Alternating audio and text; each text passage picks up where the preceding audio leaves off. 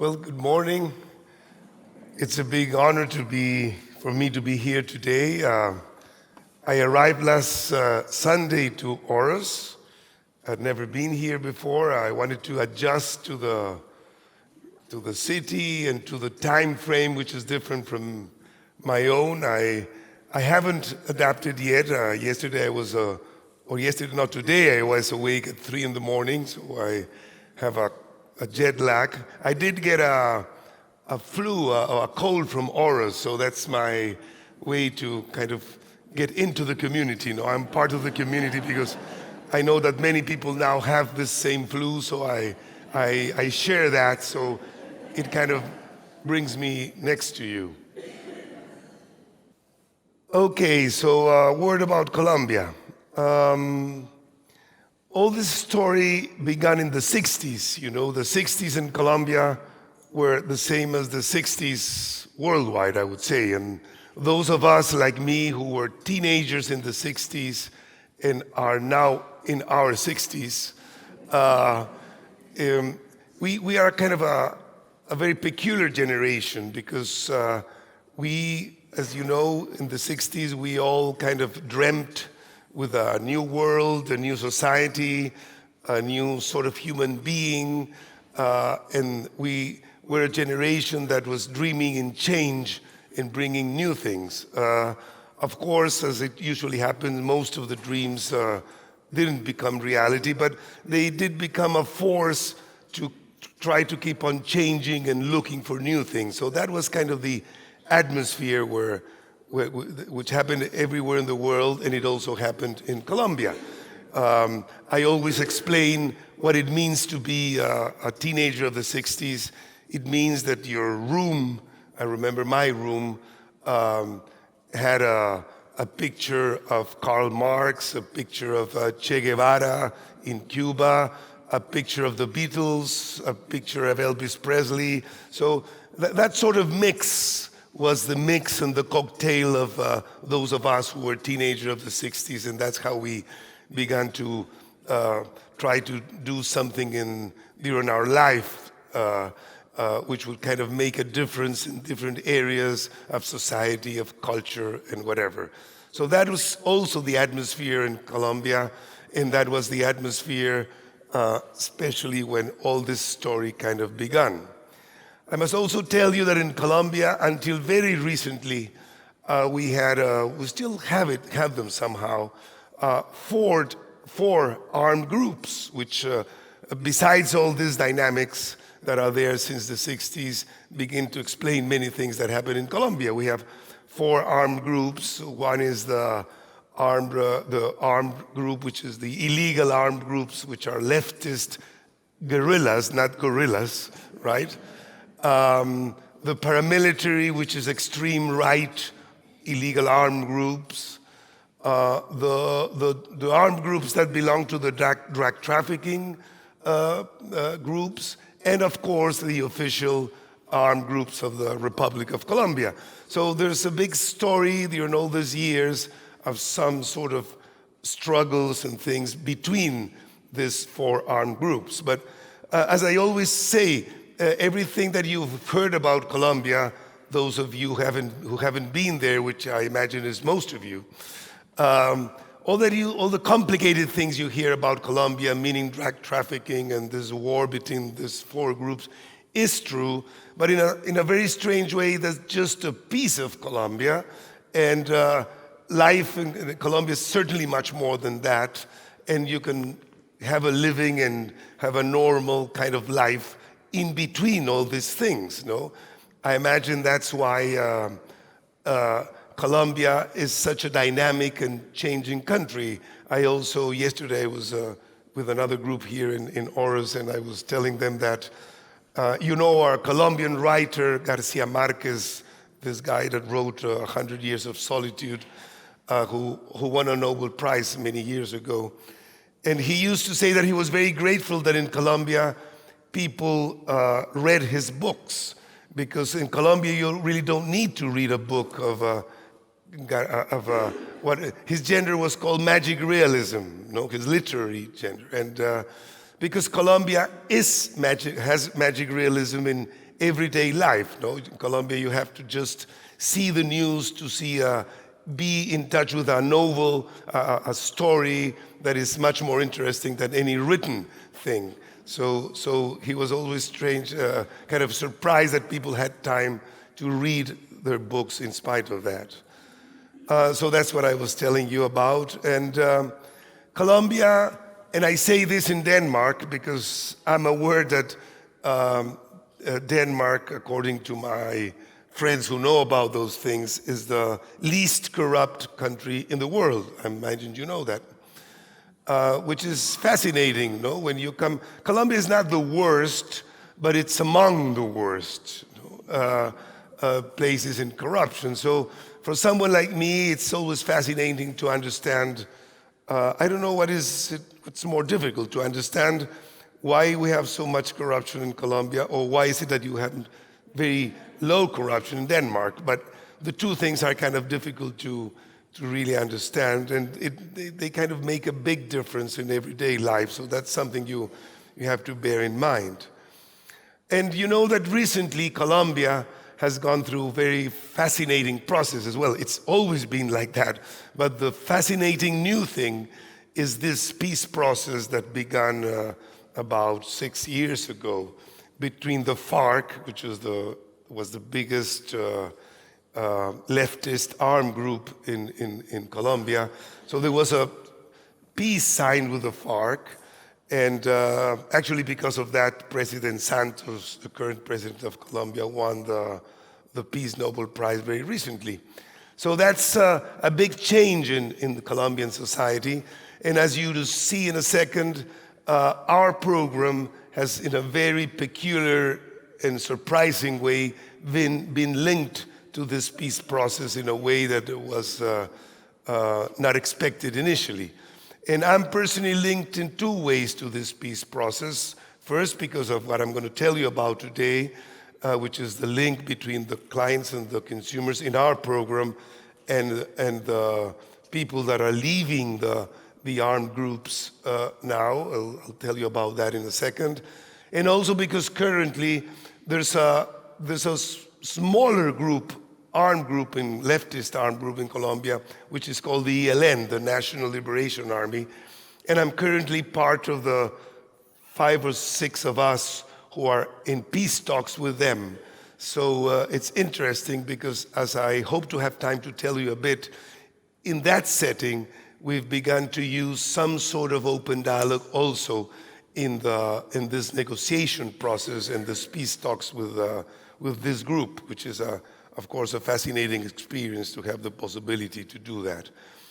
And so the future of Colombia is everything. You know, one of the differences when you come to Europe and when you're in America, I would say even in the US, but especially in South America, is that everything is about the future. No, in Europe, you are kind of marveled by all the past you see and all the history you see in Europe, and of course, there's a lot of future in Europe, no doubt. But the emphasis that you see in the future in South America and maybe in America is something very interesting. And you always have a feeling that what you have is going to expire very soon. The system is just going to be there for a while, and we're going to change very soon in a way that. But there's a difference. Of course, in Europe, you also think of change, but in a different way. Let me give you an example. When I realized that in 2017, Aarhus, which is the cultural capital for Europe for this year, and I saw the 3 words that you're using, rethinking, diversity, and what's the other one? And democracy. And that's where I'm going to use the example with democracy. Those 3 things the 3 concepts are very keen to us, but in a different way. When I hear the discussions about democracy here, people are scared that is democracy going to be there in the future? No? While in Colombia, we are kind of thinking in building democracy, no? So here you're already scared that democracy will disappear, no? And we kind of have the eyes in how we're going to build that. So we are in the same sort of concepts, but probably in a sort of a different time frame. This is just to give you a feeling about Colombia. So this was a place where all this experience I'm going to talk to you about with psychiatry and mental health and what we did was kind of inserted in this sort of atmosphere that I was talking to you about right now. I'll be very quick in certain parts. I'll just remind you, we all know how we come from, where we come from in our field, meaning the mental health field.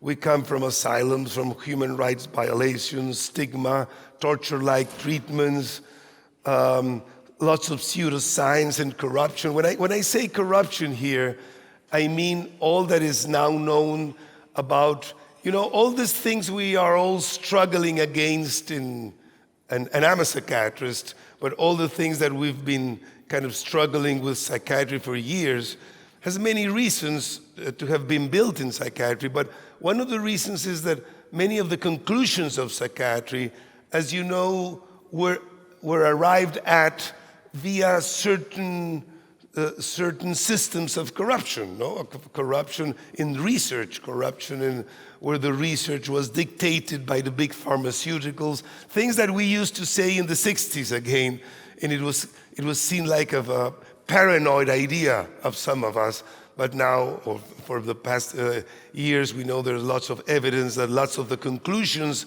that were arrived at in psychiatry were arrived through not very nice means, and that a lot of very subtle and sometimes not so subtle corruption was permeated the research that was done to arrive to many of the conclusions that we used for a while as truths, and we took them for things that were in which we based our basic work. So that's where we come from. We all know what happened in the 70s, and there was a big reaction against all this, all the anti-psychiatric movement. The only thing I don't like about anti-psychiatry is the word anti-psychiatry, because as a psychiatrist, I think that one of the best things that ever happened to psychiatry was anti-psychiatry, which of course the anti, as we all know, was used not it was used in a dialectical sort of way, not in a negative way, but it was understood as if we were against psychiatry, which we're certainly not. Those of us who were part of that big worldwide movement, we were just against other things. We were against big asylums or the violation of human rights in psychiatry, but not as a psychiatry as a discipline. We know all that happened. We know all the pioneers that came with this. I'm not going to talk about that. All these ideas that I have in this slide are the dreams of the 60s and the 70s. But with all that in mind, by the end of the 70s, we arrived to what we called at the moment a statement of philosophy. I don't know if you can read it there. Is it readable? Yeah. This is important because I think this was our beginning, and I think that we still kind of have this as our main guide in our program, right? And I'm going to read it very quickly, that so-called mentally ill people have been subject to too many forced treatments, forced into psychiatric hospitals, forced out of hospitals, out of their families, into their families, out of their communities, into their communities, forced into psychiatric medication, forced out of medication, forced into certain lifestyles, forced out of other lifestyles, and so on. And that parallel to that, the tendency has been not to hold them accountable for their acts. So the approach we began to develop, which called accompanied self-rehabilitation, we sometimes use self-recovery. Initially, we said accompanied autoanalysis, tries to change both trends. We propose that so-called mentally ill people should be forced the least possible, and that they should be held accountable for their acts as much as possible. Many things can be said to support this approach, but it is enough if we accept that forcing oneself or being forced by others to think, feel, and act in a so-called normal way is frequently in the first place one of the most important causes of so-called mental illness, or what we prefer to call mental injury and destruction. I read this because this is something that we wrote at the late 70s, and it's still something that probably would change some language nowadays, but that idea, I think that's still our main philosophy. So with that in mind, two things began to happen. We began to develop Fungrata, what you see there as Fungrata. Fungrata was a place, a safe haven, some people called it a therapeutic community, in which we began to work with people there, basically homeless people diagnosed with severe mental illness, mainly people diagnosed with schizophrenia, and where we began to develop what we gradually called accompanied self-rehabilitation. I write here the Cuban Revolution because in the root of what we did, the Cuban Revolution was very important in all the area, in all South America, because I say nowadays that the Cuban Revolution was what brought lots of dignity to the people in South America, because the idea that a country could do what Cuba did, and initially, I'm talking about the initial Cuban Revolution in 1959, was seen as a moment of independence, of autonomy, of identity of South America, so it was very important. And what happened in the psychiatric hospital in Cuba, which actually in the psychiatric hospital in La Habana, was very interesting, because after the revolution, a psychiatrist called Eduardo Ordaz, whom I met personally, he died some years ago, he was told by Fidel Castro to get hold of the psychiatric hospital, and he asked Castro, what should I do with the psychiatric hospital? And so Fidel Castro told him, look, you just have to put revolution into the hospital. So Eduardo Ordaz understood by that what he had to do was to bring work and artistic activities into the hospital. And that's what it is. The psychiatric hospital of La Habana was a typical old big asylum with lots of patients doing nothing there, with lots of medication, you know, all this terrible thing of old psychiatry. And so this change, I visited Cuba in 1968 and visited this hospital, I remember. And so just this change of bringing work and art as a recovery tool, let's say, made a big difference, and that was one of the things that influenced what we later began to do. But it was important that what we began to do, all the philosophical and sociopolitical reasons that we had to do it, was very important. And when I began to hear about open dialogue, which was about 8 or 10 years ago that I first began to hear a bit about open dialogue, it was interesting because we had the similar philosophical roots. Remember that the people from Finland always kind of recognized that one of the philosophical roots of open dialogue were some of the Russian philosophers like Bakhtin and Bakhtin Circle, like Volosinov and others. And it's interesting by pure coincidence, because we, during the 60s and 70s, as part of our intellectual curiosity, we studied a lot of those philosophers, a lot of the Russian Revolution, of course. And we also, in the 60s in Colombia, we did a lot of mix between Marx and Freud, and that's probably how I was raised intellectually, you know, in sort of a mix between Marx and Freud, and probably following a bit what happened here close by, well, closer to you than to me, in the Frankfurt School and all this group. So that was kind of the intellectual influence that we had with versions, with very South American versions of all those theories, no? Which is kind of interesting. But I was always very interested to see how accompanied self-rehabilitation and accompanied autoanalysis, many of its philosophical bases were similar to the philosophical roots of open dialogue. So it is not a surprise that many years after, when I began to learn about open dialogue, I began to understand why it was kind of so compatible. We arrived to different things, but it was very compatible.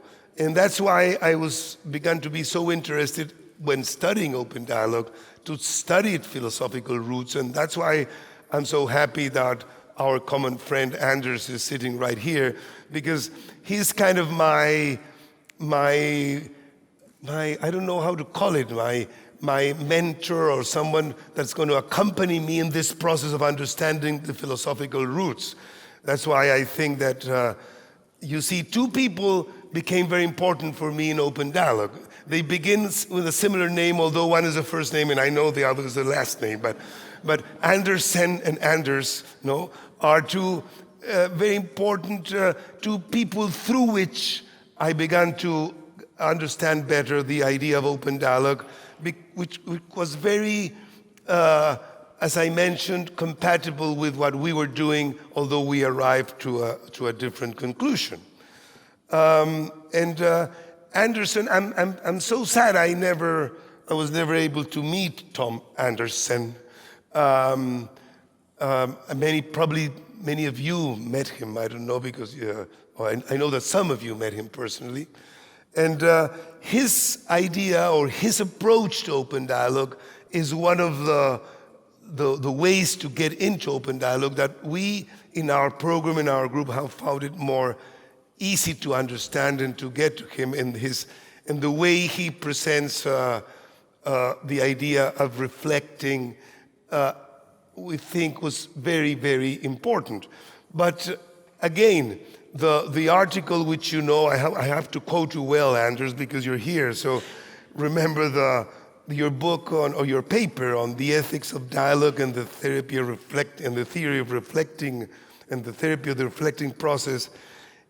How you explain there what is going on in open dialogue really was the thing that moved us very recently to really connect accompanied autoanalysis with open dialogue, especially when you emphasize the idea that in the reflection process, there are three A, B, and C happening there, not just two people, but one person, another person, plus the topic that becomes a three-thing sort of process, and that's reflecting, and you unite this to Andersen's ideas in a very nice way. So that was a very important turning point for us to connect, because you see, to connect South America and Europe somehow, because accompanied self-rehabilitation is the way we understood it there, and open dialogue is how you understand it here, but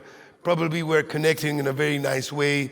And the message, of course, for me, if you ask me nowadays, what do I think in this moment of open dialogue? It's certainly a new way to talk, to a new way to do dialogue, and a way that allows you to see things that you didn't see in other ways if you didn't talk using this system of dialogue, which allows you to arrive much more to the truth, or to the real thing. Let's say, probably it's a nicer word, a real thing, than the truth is such a complicated word, but which allows you to get to the real thing in a much nicer way.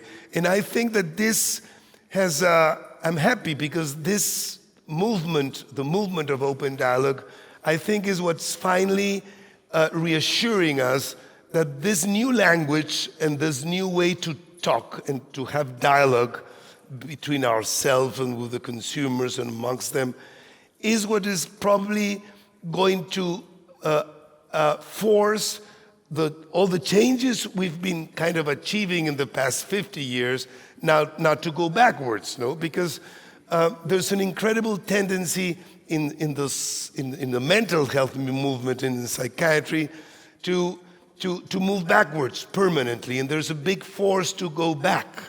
And I think that open dialogue, if it really gets stronger and stronger, it is the thing that's not going to allow, let's say, all this, the movement of the past 50 years towards a more progressive way of looking at people with this sort of situation, which we don't even know if we should call it an illness or not.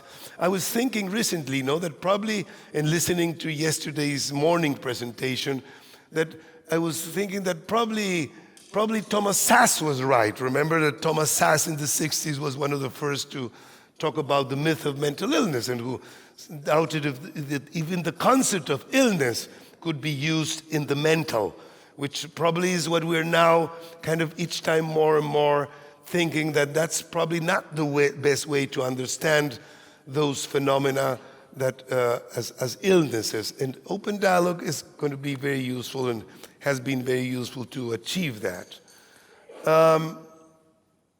One of the things that we did in our program was to value evaluation, to assess and evaluate what we're doing, and to really have results.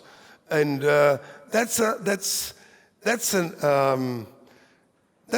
annoying thing to have to do sometimes, but it's very difficult to avoid that, with all this pressure of the evidence-based things. As I like to tell my colleagues who are too fanatics about evidence-based, I tell them, look, the only evidence-based that we don't have is enough evidence-based findings that evidence-based approaches are the best, right? So but we can't avoid it, We have to do a bit of that in a way that doesn't impede our creativity, in a way that it does allow us to find new ways. So, but anyway, in our case, because we were permanently in tensions with the official psychiatry and with all my colleagues, we had to do an evaluation early in our program. And it was difficult to find who to do it with, because as far as I'm concerned, and I was concerned, all the psychiatrists in Colombia are divided into two groups, my friends and my enemies, sort of, right? So I knew beforehand that if I chose this group to evaluate us, what they would say. So to find a credible evaluation was difficult. In our case, we were able to form a group at Yale University in US, led by John Strauss. I don't know if some of you know this psychiatrist called John Strauss. And he did this evaluation, and we've kept on doing that permanently in our process. We're permanently evaluating what we do in our program with the same scales that we designed about 25 years with John. So we now have a kind of a long-term follow-up of what we've been doing, and that can help us to develop what we've done. The other thing that was very useful in our process was to have financial freedom. That's a very tricky and complicated issue, and it depends on the systems. I've been discussing this with some people here, and it's not easy to do this here. But in our case, we would have not been able to do what we did if we hadn't had financial freedom to do what we did. And we had to become marginal. We had to get out of the health system to be able to do what we did, because if we had remained within the mental health system also, we would have had to follow the official protocols. And so we were able to do that in Colombia. I find these two things very difficult to implement in a country like yours. We were discussing this with some of the people here in Denmark. It would be very difficult to do things out of the system because it will be very difficult. And yes. So those are the ways that what we began to do. So what we created was really a place where all those homeless people lived. We had it was a place where 80 people lived. as different as possible to certainly as a psychiatric hospital. And we were there for 20 years, working with workshops, using work and art as a rehabilitation tool, and using the basic principles of accompanied self-rehabilitation, which I'll talk about right now in a second. But the important thing is that for 20 years, in this experience in Fungrata, which I'm going very quickly through the main ideas of that, is that in Fungrata we were able to have a program that was clearly different from the old ones. But anyway, about 10 or 15 years ago, we realized, okay, this is different, but nevertheless, it's still an institution, and it has all the problems of institutions. We have to change this. So that was the moment when we said we had to move this program that we had in a safe haven into a community. And we were very lucky because with the mayor of the city we were close to, he was very engaged with our program, and he said, look, all the values that you have in this program, in this therapeutic community, the values you're using there, could be used in my town. So why don't we convert, those were his words, Sopo, which is the name of the city, S-O-P-O, into what he called a therapeutic town. And why don't we use all the values you have in this therapeutic community in the town, and you bring all your people here, and we merge everything, and we just convert this into a therapeutic town. And that was the second stage of that, when we began to develop the Sopo as a therapeutic town instead of Fungrata. I'm going to jump this, because I have to say. So while we were doing this, we began to develop the idea of accompanied self-rehabilitation, of accompanied autoanalysis. So we had 4 principles in accompanied autoanalysis, which we still have, and we didn't invent them. It was not our discovery, let's say. All we did was we studied in depth for about for about 5 years, a group of successful cases of recovery. And we tried to understand those who had recovered, how they had done it. So we decided to learn what they did. And these 4 principles, which I'm going to mention very quickly, which are still the main principles in accompanied self-rehabilitation, were learned just studying and understanding those successful cases. The first of those is to acknowledge ignorance, or to acknowledge all that we ignore about the mind, the brain, so-called mental illness, and to accept that we really don't know what those things are. And even what we were beginning to work with, schizophrenia, we don't know if schizophrenia is really something that exists as an entity, or is just a word or a syndrome. As it was said yesterday, we agree completely with that. And so we decided, okay, we will begin accepting to ourselves as caregivers, and we'll invite consumers and clients to accept, look, we don't know exactly what's happening to you, or what you have. You can imagine this is very easy to say, but this is not very easy to achieve, especially for people in my field. I mean, people who are psychiatrists, or because we are trained to supposedly know what we do, but we certainly, so this was kind of a challenge to that. So this was the beginning, this principle of acknowledging ignorance. The second principle was, if we acknowledge that, the person with the problem has to become the real leader of the whole process of recovery. So that was our second principle. But not as a saying, we really meant, and we really mean when we say that the person becomes the leader of the process. And that has to be shown in practice. Let me give you examples of how in our program this becomes,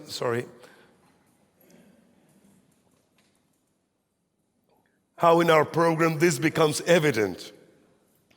The team, remember, the clinical records are elaborated by the person himself, not by the psychiatrist or the team. The records, the story of the illness of the person, of the symptoms, of the whatever, is done with some people. There are a group of people who accompany the client in doing that, but he or she writes his own records. The old clinical meeting, which we used to have in old hospitals, where there was a physician or a psychiatrist and the team and the client over there in some place sitting down, is chaired by the client. The client chairs his own clinical meeting, and he presents his own situation and his own case. He talks about what he is doing, and all the other people in the team tell them or give their ideas, but the meeting is chaired by the person. Medication in our program, there are many. We only use medication, and the people in our program have been diagnosed with schizophrenia and psychosis, and of course I know about medication. I'm a psychiatrist, but only about 30% of the people in our program use medication nowadays. We've changed that through time, but currently only 30%. We welcome all other sort of help instead of medication. We are not as radical as we and I were initially in the 70s and 80s, but we changed it for a while. But when this new generation of medication came, we thought, okay, this is looking a bit better. But then all the studies began to show that they're kind of even worse in many ways than the first generation medication. So including this terrible conclusions that we now all know about, how psychiatric medication shortens the life of people who use it for 10, 15 years, depending on the studies. So we really encourage other options, and medication is used only in 30% of the cases and never as a first resource, right?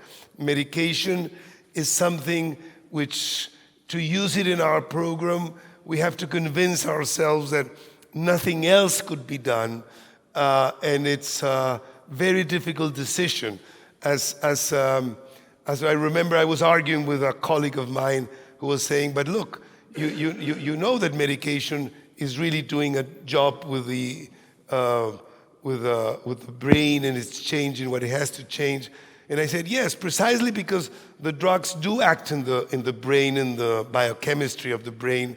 That's why we have to be very careful to use them. It's like if you were going to do a neurosurgery in someone, you wouldn't rush to formulate neurosurgery or lobotomy like in the old times. But so I wouldn't like to use sort of chemical lobotomies and things like that. So we are very critical of medication.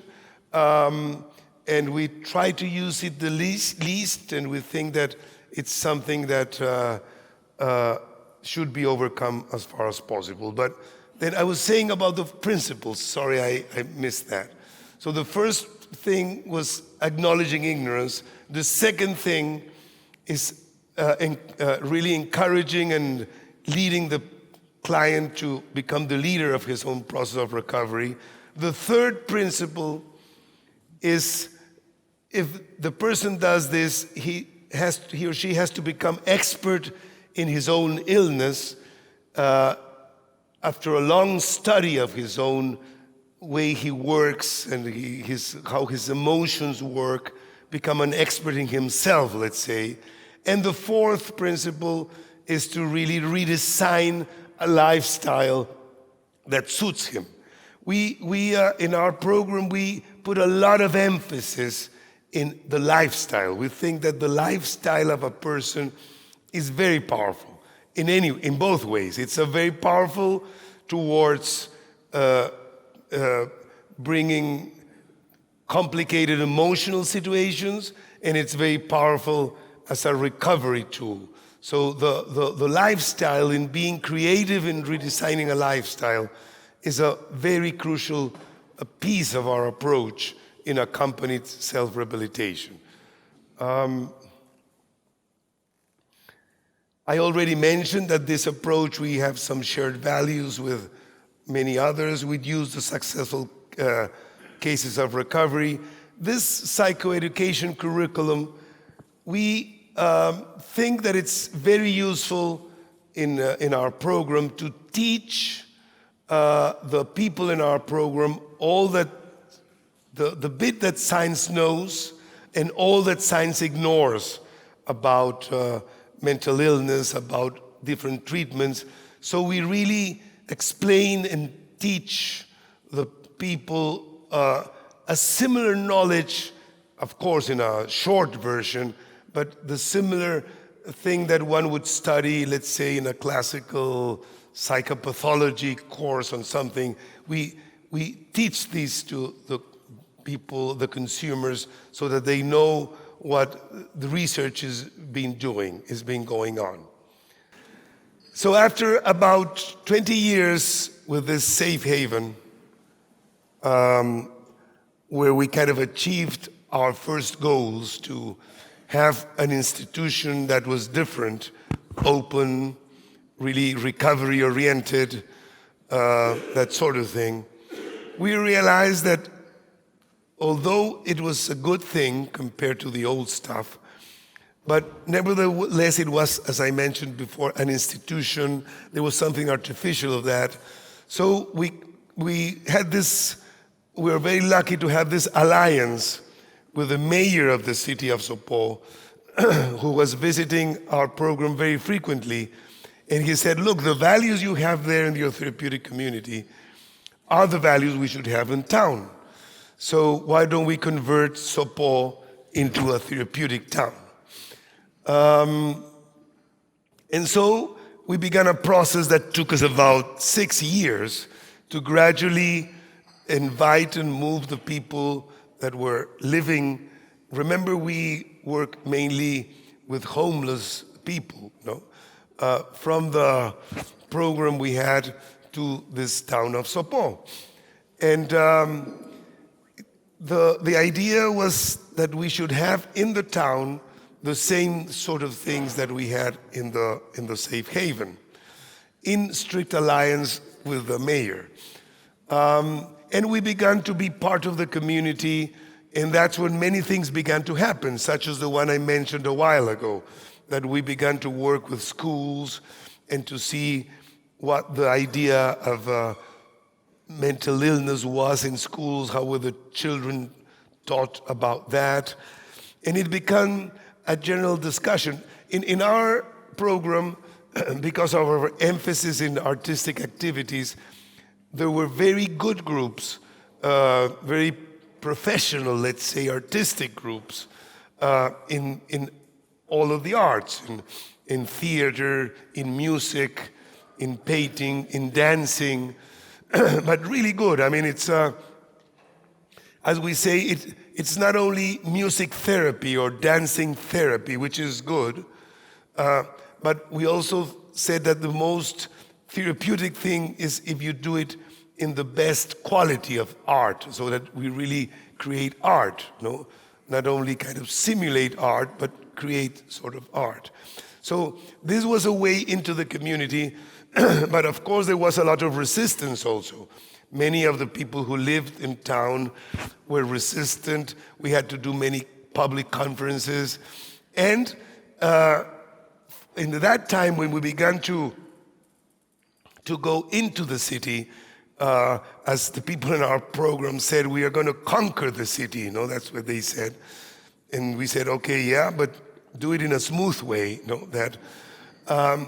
But we already were aware of open dialogue, right? And so we began to do meetings using a dialogical sort of dialogue with the community, within the community, and using reflection and all the things you know about. And so the community also began to understand open dialogue as a tool to handle everyday issues of a community. And it was, as you can imagine, one of the most important moments was when gradually the difference between those who were part of our program and those who were the traditional people who lived in town were the same thing. It was not possible to differentiate who was who. And a fascinating thing began to happen. We had known for years that mutual recovery is a concept that was very important, and we understood that it's not that someone accompanies the other one in their recovery process. A real recovery process has to be in some way, or up to a certain point, a mutual recovery and a mutual growth sort of action and activity. So we knew that concept and we embraced that concept. In Sopo, in this city, lots of elderly people live, and lots of, I would say, lonely elderly people live in Sopo. So by coincidence, first because of one or two people, and then it became more and more common that we began to pair an elderly person with a typically young person in our program, because typically the people in our program were people in their 20s or 30s. And so with all sorts of diagnoses, but especially severe psychosis and people diagnosed with schizophrenia. And so we began to pair them, or they began to pair themselves, I would rather say, with the elderly people in town. And this was a gradual process. We trained the elderly people, we did a lot of courses, and we were based, I don't know if you are aware of that, but we were aware of lots of literature that has been written about the importance that a young person with severe psychosis, the importance of his relationship with older people. Typically, the 25 or 30-year-old person with a severe psychosis kind of finding it easier to relate to his grandfather than to his father, let's say. That sort of phenomena is kind of well known. So we made use of that evidence or whatever. And so this pairing began to be very fruitful, and it began to be known throughout the town. And the pairing, what we did was just to accompany that process. By the way, when we say accompany in accompanied self-rehabilitation, it's interesting. It's very interesting, Anders, because what we call accompany is the art of accompanying somebody is probably the art of the dialogue you describe in your paper, right? It's to accompany someone is to be able to build this sort of dialogical dialogue that you speak about. So that's where we come together, I think. But the word we have been using is to develop the art of accompanying another person, or which is what we do instead of. When you accompany, you certainly get rid of the idea that you're an expert or that sort of thing, but you do instead this sort of a conversation with a person, which is a dialogical conversation. We didn't call it like that, although we might have had some influence we were not aware of. But again, as I said initially, once we began to understand what open dialogue talks about, and especially the approach of Anderson, we understood, okay, this is what we do. And we didn't exactly do what we nowadays would call a reflecting process, but some of that was done kind of intuitively, not with the purpose that we can do it today. So each pair group is very free to decide what they do. We just encourage the building of that conversation, and then the way that moves is absolutely different in each couple, let's say. They do it in a different way, a different rhythm, different goals, different times, different everything. And we are, of course, registering all this activity because of the links we have, or I personally have, with a university in Colombia where I teach. Our project is permanently a research project where all that's happening is being documented, and it's being the data is kind of being recovered, and we are able to gather all the information. So this had been working for years, not for many years, but for about 8 years, when the peace process in Colombia began. The peace process with FARC, the one that was signed last year, but that process began about 6 years ago, when the people from these groups were invited by the government to leave their armed group, and if they left the armed group, they would be welcomed in society, they will be kind of pardoned, and they would be able to reintegrate into society. So the big challenge for Colombian society became for the past 6 years, has been, how is the society going to welcome and accept these people that, as I usually say, are coming down from the mountains to reintegrate into society? And then someone in our team, some of the clients in our team said, look, so this is a reintegration problem, right? And yes, that's right. So we are experts in reintegrating because we reintegrated from the therapeutic community, from this program, into this town. So we now know what that is. And Sopó is a town in which their citizens are experts in coping with people who are reintegrating into their town. And they know how to deal with all the ambivalence that any citizen has when new and foreign people are coming into their town. And because their two sides begin to work. Let's say their humanitarian piece says, okay, we should welcome these foreigners, we should have them here. But other part of that, but we don't want them in my city, what's going to happen to my city? So there's always it's very ambivalent for any citizen in a city to receive big groups of foreign people that are coming into the town. I know that you might be having, someone was telling me that you're having some sort of experience with people that are coming from Syria and other places. So it's sort of the same phenomena. And the ambivalence that's felt towards that is what I'm talking about. So the consumers, the clients in our program were now experts in reintegration, thanks to what they have lived. They had a lived experience on that.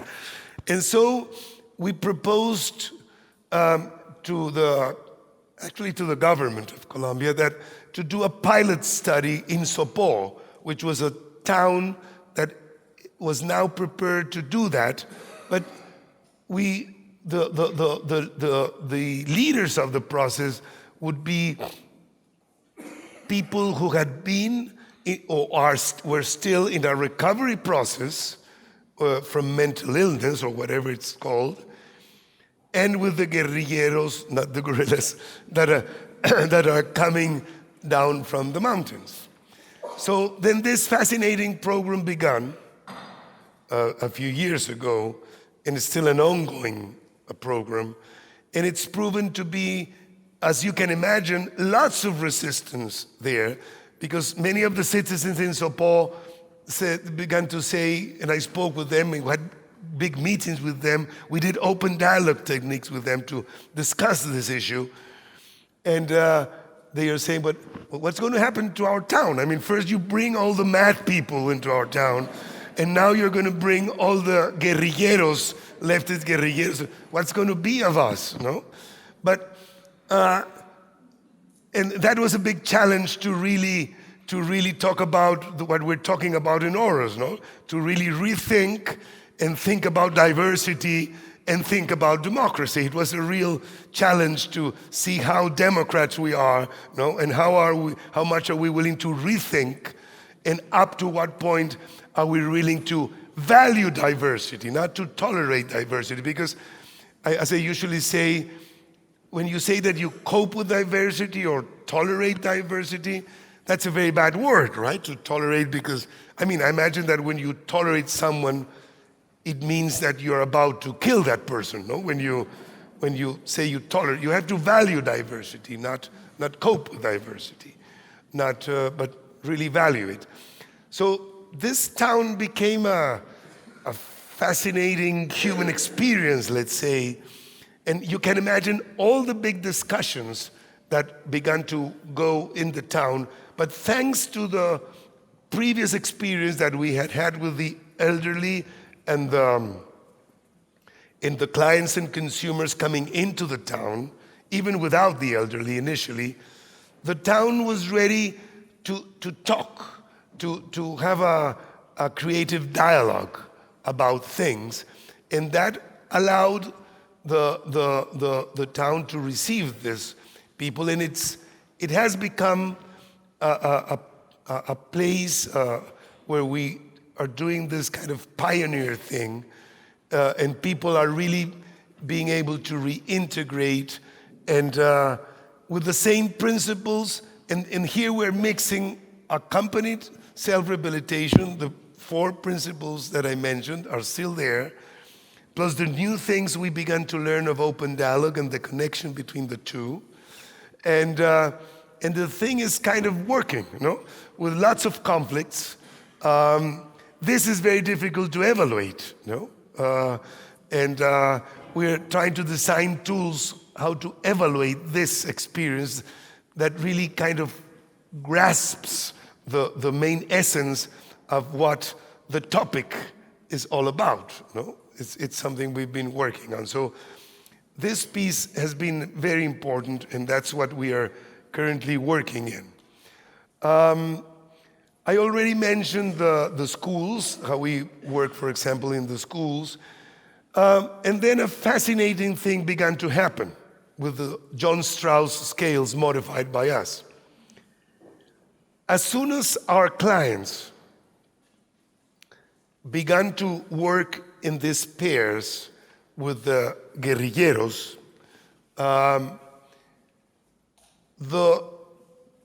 the levels of recovery in our scales, the way we measure how they're doing, really began to become much better in a quite significant way. So I have to say that what we began to observe was that as soon as our clients began to work in accompanying these people from the leftist armed groups in their reintegration and, I would say, recovery process, their own recovery became significantly quicker and better. So that's when we began to use this word, which I'm very hesitant to use, of meaningful work. I'm very hesitant because, as I always explain and say, of course any work is very meaningful, no? But maybe some work is more meaningful than others, no? And by meaningful, we understand a work or an activity, a job, no, that is recognized by a certain community as very important and as is recognized as a huge need of the community. So all the Colombian society recognizes that being able to reintegrate the guerrilleros into the society is the huge challenge of Colombia. Because if we count the guerrilleros plus the paramilitary who have are now out, have left their arms. It's a big number of people, 50, 60, 70,000 people probably, if we put all of them together. And if the society, if the citizens don't welcome them and don't incorporate them, then we did nothing, And the thing is going to be recycled, and the thing is probably a new guerrilla is going to be formed, a new group is going to be formed, and it's going to be very difficult, and it's not easy to have the society to do that. So this is recognized as the challenge of Colombia nowadays. Now that the peace was signed, we still have to sign the peace with this small group, which is not so small, but smaller than the big one, right? Which still there in arms and they're doing things. And this group, which I mentioned that for the past 3 months, I've been part of the delegation that's in the peace talks with them. If we are successful in those talks with this small group, then we could arrive in Colombia what we're calling the complete peace. But that complete peace will not come to being unless the society is able to really incorporate all the people into its everyday life. And Sopó is just a small town. So this is just a pilot project, let's say, in Colombia. It could show ways for the rest of Colombia on how to do it. We're not saying that the solution is that would be a fascinating revolution in psychiatry. If we got all the psychiatric hospitals in Colombia to the people and the clients there to come and help in this work, but probably that's not realistic. But the idea that it has to be work with the community, that it has to be a mutual sort of recovery approach, and the tools that we've been developing here might be useful as a model to replicate in other places. So that's why we are talking about meaningful work, although we are hesitant to do that. This is just what I was talking about. And the ELN is this small group, which is a group of about, when I say small, just to give you a sense of that, they're a group of about 2,000 people in arms, plus about 4,000 who are part of the group, but not in arms. This is a very political group, very different from the other one. I could tell you details of that. And I don't know if you tell me, Karen, when you think it's good for me to stop, right? And allow people to discuss again, because I can keep on talking for a while.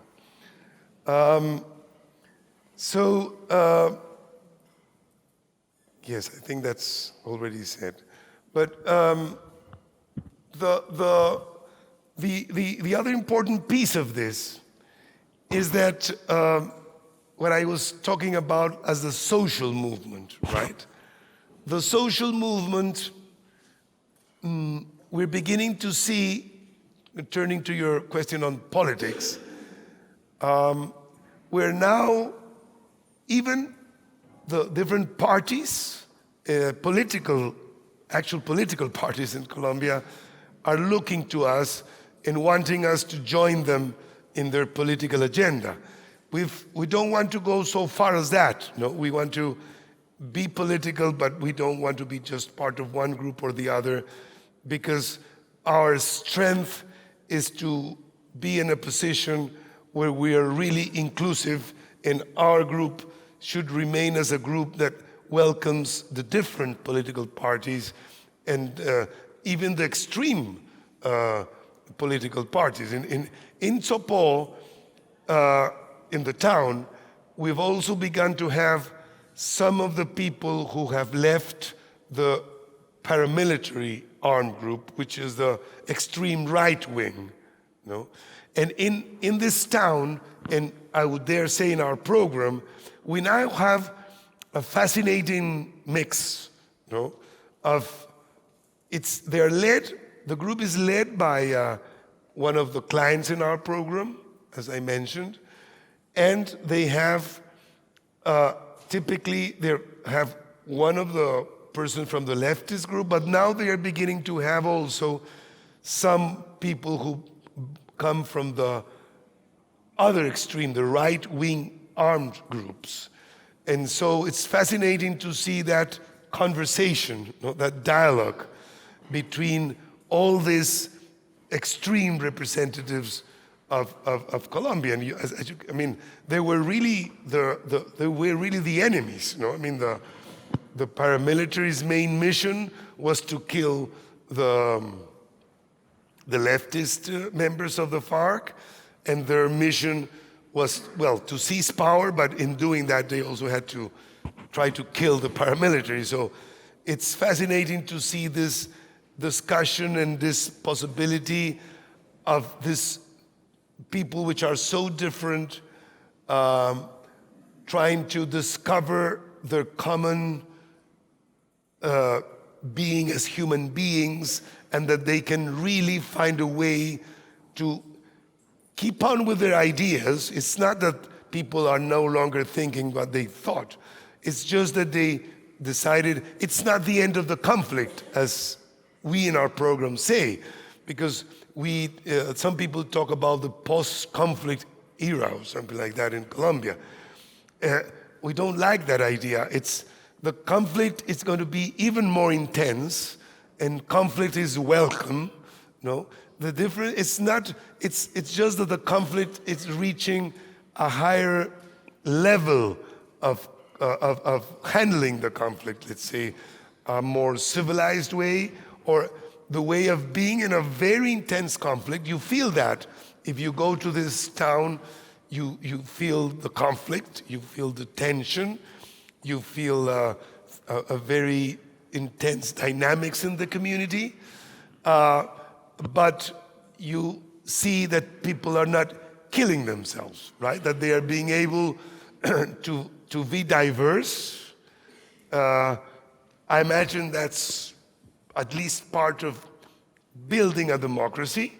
And I think, so that's why I liked so much the 3 words in aarhus, because I think we unknowingly, we're trying to do that. And everybody is permanently rethinking everything, They are rethinking who they are are rethinking their values, they are rethinking how they can connect to each other.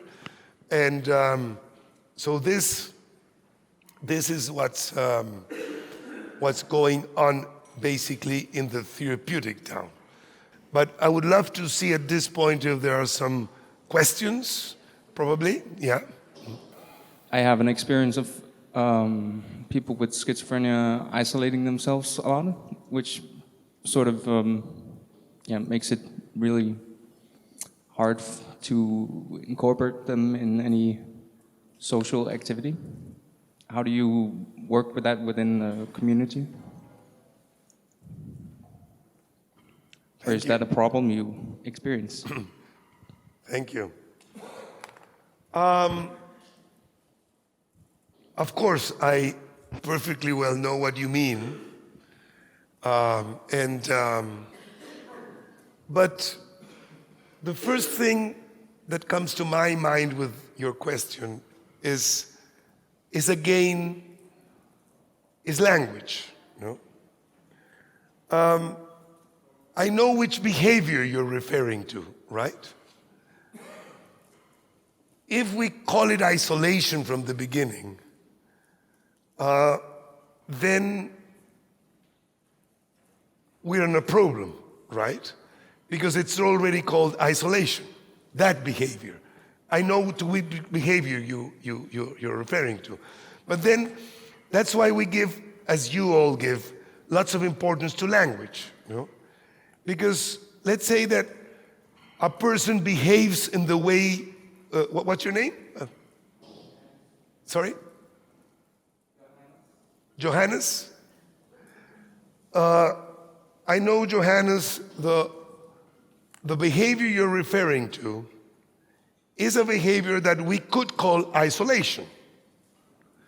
And we could say that person behaving in that way is isolated, right? But we could call it differently. You can help me, but we could find other words. But we could say that person he's all the day thinking, no? Instead of saying he's isolated, no?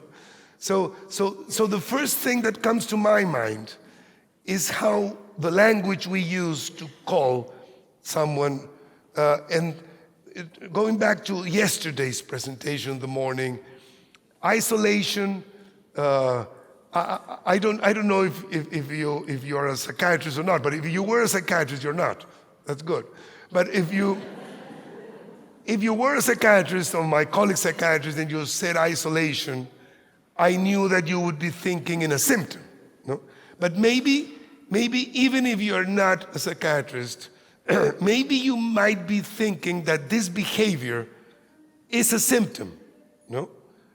And again, I refer you to this lovely paper of my friend Anders here, where in which he gives an example of how a patient had a first therapist and then he had a second therapist.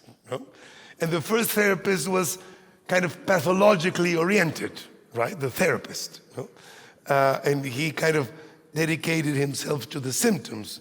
And the other conversation, the second chance, was not like that. It was a more dialogical conversation in which things were not referred to pathology. So the first thing with your question, and if I use our approach, is that we try to be very careful with those words, no? And what you mean by that. Because when you say that someone is isolated, whatever, even if you are not thinking exactly to do a diagnosis, but probably you are oriented towards pathology, or you're implying, when you say isolated, you might be implying that it's not good to be like that, no? Or that that's a problem to be like that. So I would be, in our approach, we try to be very careful with that, and that's why when you said the word, I jumped, no? That's my isolation. How do you know that that's isolation, no? But I know what you are talking about, no? And I know, and I agree that it's a difficulty. I won't deny that, no? It's a complication, that behavior, but it's more complicated if from the beginning we define it as something that has implicit this idea of pathology, or as of a behavior that shouldn't be there, no? Or that it's not good to be like that it's better to be another way, no? And then if you just don't use the word, so if I see a person with that behavior, our attitude would be to try not to use any word that kind of is kind of negative, no? But we would give the chance to any behavior to understand it in a way that doesn't put that behavior close to pathology, right? And one of the sayings in our program is that we prefer to think that any behavior or any feeling or any idea a person has is a peculiarity or a difference instead of an illness. I mean, to decide that something is a symptom or an illness is really a last resource, no? And if you do that, you end up deciding that very few things are illnesses or are symptoms, no? If you give them a chance, certain behaviors or feelings or ideas of people, if you give a chance to listen to those things without stigmatizing them with a word that could implicitly indicate that something undesirable or something that is linked to pathology. So I know I haven't answered your question. It's probably all I can do is comment on your question. No, I did some comments, and that's what comes to my mind. And when I would do that, and But it's specifically with the phenomena you're referring to, it's terrible because if it's not terrible that you said that, no, but it's terrible that a person who is in that behavior. Let's imagine that you, Johannes, or me, we're in that behavior. We wouldn't like someone who's seeing us or listening to us to say, you're isolated.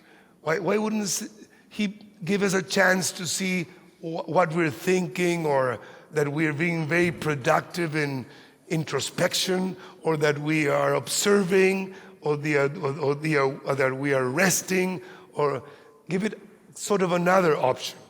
But having said that, of course, this is a problem in this experiment in the town, but part of the thing that the town has learned, or the people of the town has learned, is that someone with so-called isolation,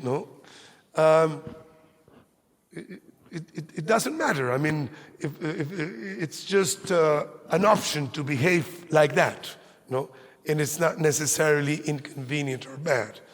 So, okay, so that's what I can say. And thank you, because you allowed me, as you see, to say lots of things with your question. I didn't answer it, but it was very good for me to say a couple of things. Do you want to comment, Johannes? No. Sure.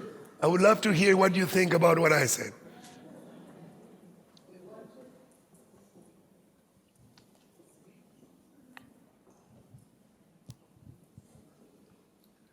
While you talk, I'm going to take a bit of cocaine, right?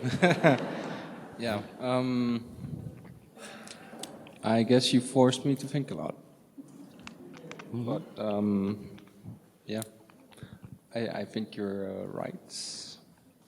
It's always easier to take a shortcut with the words to describe a phenomena. And yeah, I guess if it's not a problem, or if you allow people to isolate, I'm just wondering. Now I used it again, but I'm just wondering how it's very difficult to get rid of that. How do you participate? Oh, it's good. I can talk with the cocaine in my mouth, right? Yeah. Is there a lot of culture for visiting each other, like breaking that behavior of not searching out for other people?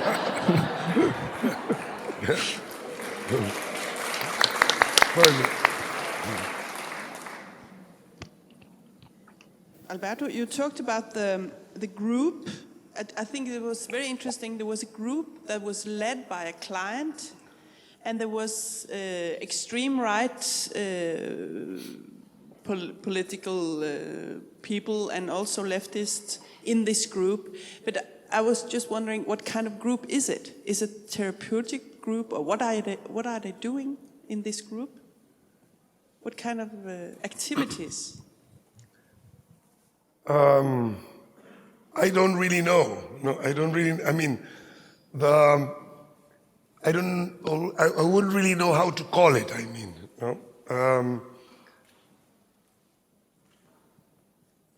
it's although the town is called a therapeutic town, the word therapeutic is also problematic, and so in practice, I think we don't kind of need to call it this or that. These people, they get together. They can get together just by themselves,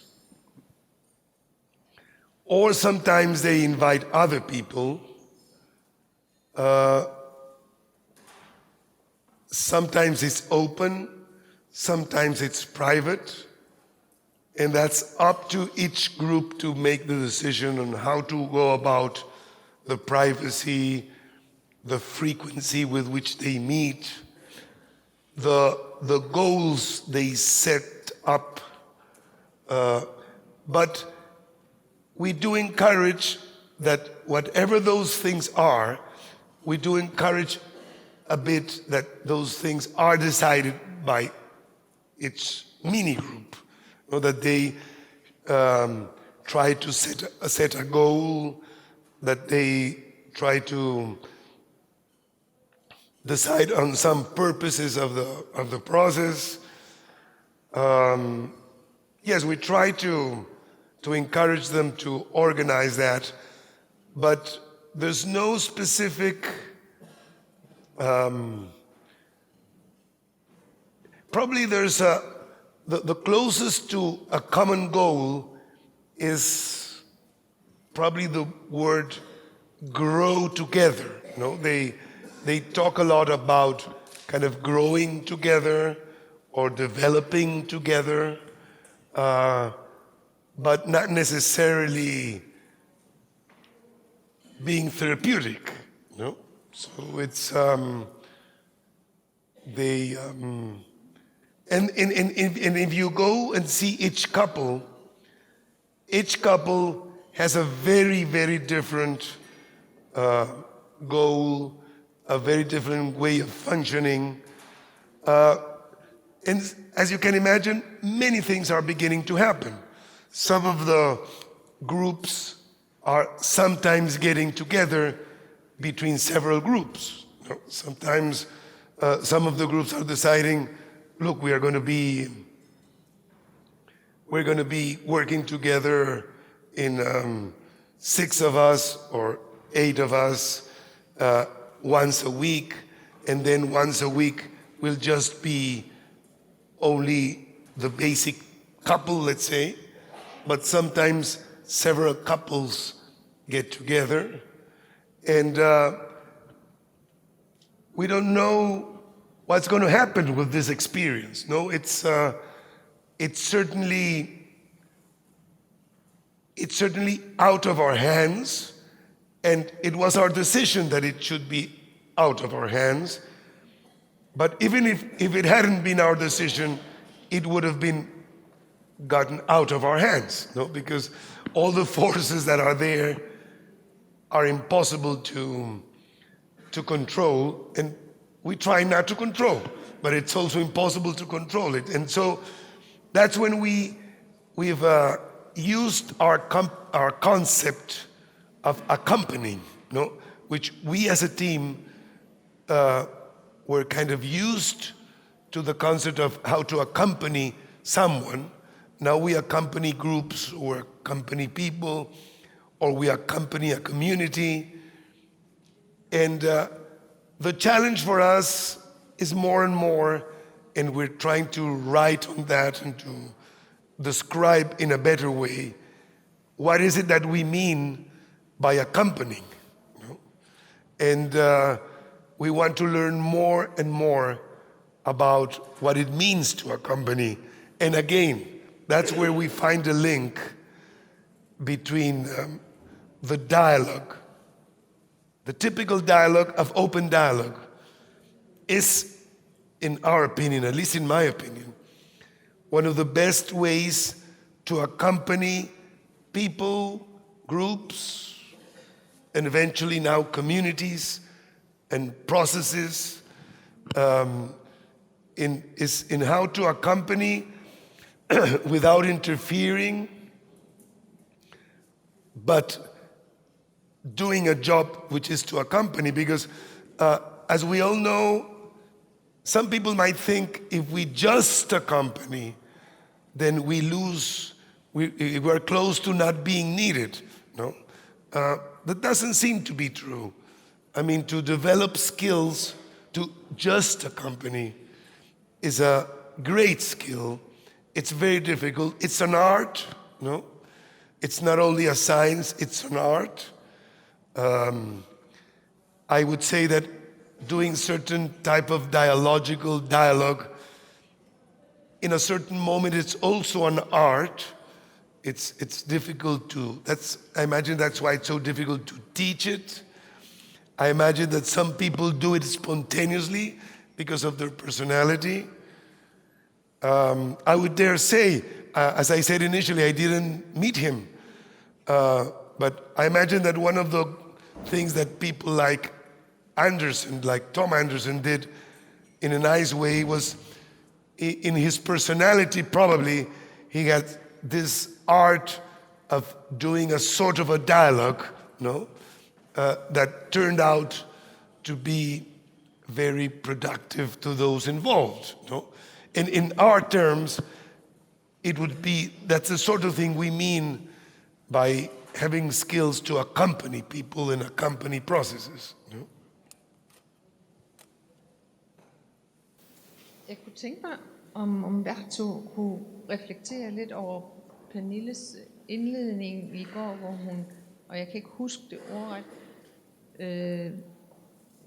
fortæller eller skriver, at åben dialog ikke kan implementeres der, hvor der er defineret sandhed.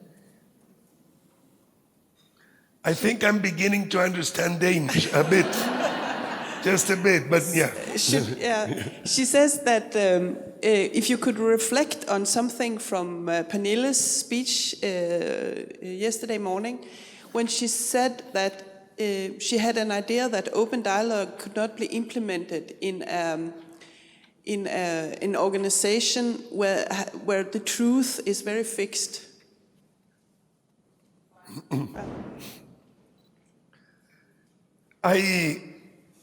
I have some notes here, which was my internal reflection on what she was saying, and I agree entirely with her.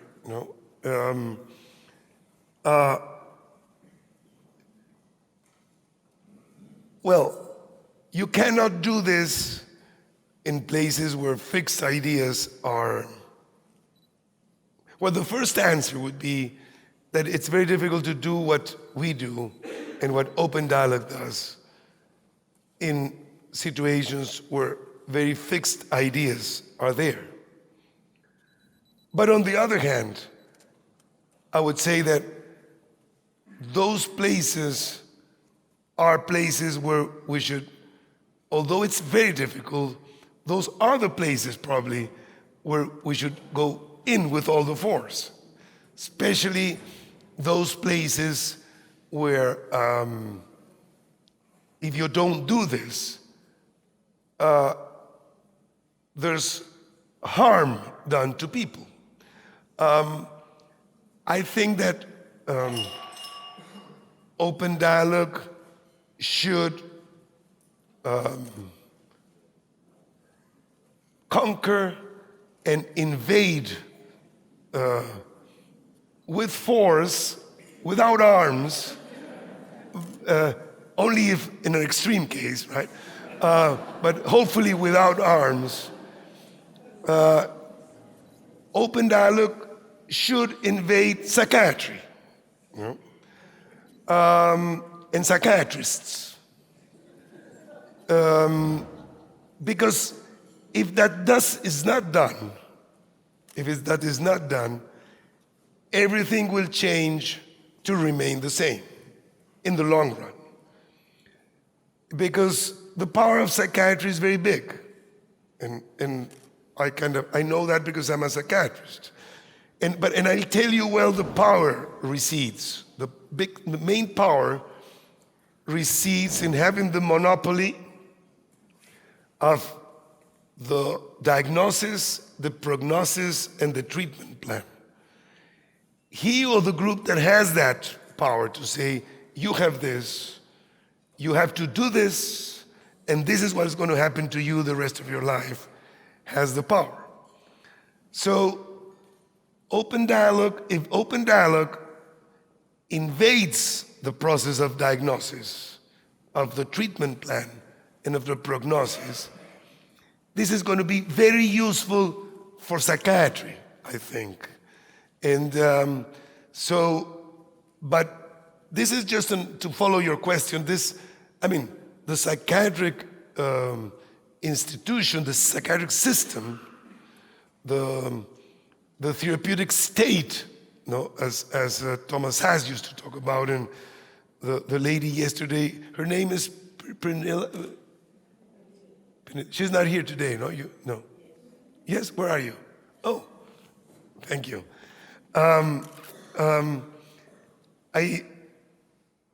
You mentioned that yesterday, no? How this is a fixed system of ideas in which we could not go in, but on the same time, I would say that's where we have to go in. No, it's going to be very difficult, but I think it's going to be very helpful for the people. No, which are the people who are having to use the system, because this would, if you do this within the system and within the diagnosis and within this process, it'll change for the better, no doubt. No? And the good things about psychiatry will be there then, I think, in a much better way, if we're able to bring this dialogue, this attitude, because in the long run, open dialogue is after all an attitude, no? And if we bring this attitude into the process from the beginning until the very end, I think it'll be very useful. So I think we should, open dialogue as a movement should believe that it is possible for psychiatrists to recover. No? Give them a chance. No? Yes, right.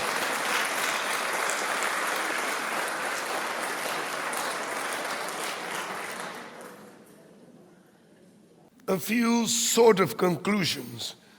One of the challenges is, in any country I talk, is what to do with the system. Systems are very different in every country, but they are all very powerful, and they are usually not very compatible and very friendly to new approaches. So that's a big question for every country. In our case, but that's impossible to export that solution, we were able to get out of, or I would dare say, get rid of the system, in the sense that our program was financially independent. We were able to build an NGO with its own resources. So we were able to do things we thought were the best things to do without being censored or controlled. So that was something we were able to do. But that's very difficult to do in other places. Also, we had no pressure to see this amount of people. No, we were allowed to be experimental, to try things, to try new ways. We were allowed to fail again and again and try again and again. So I think that was a privilege. No? Sometimes in the third world, there are privileges you cannot get in, let's say, more developed countries, because with development, sometimes there's more control and more fixed ideas. But anyway, that's something each group of people have to think how to navigate in their system and do what you think should be done, even within the system, if you're not able to work out of it. To change systems is very difficult. but you should give it a try. And I think, again, that to really be able to have the clients, to have the leadership in that, is very powerful. I think that the organizations of clients, I don't know if you have those in Denmark, by the way. I imagine you do. And how strong are they politically? And that can help. And so that's something which is a big conclusion. The other thing is, I think that our experience shows that mutual recovery, it's not only desirable. We think that whenever someone recovers, it has been a mutual recovery, only that typically the recovery of the caregiver is not recognized. But every caregiver knows that to accompany someone to recover, you need to recover yourself and you need to change yourself. It's impossible to accompany someone to change if you are not willing to change yourself.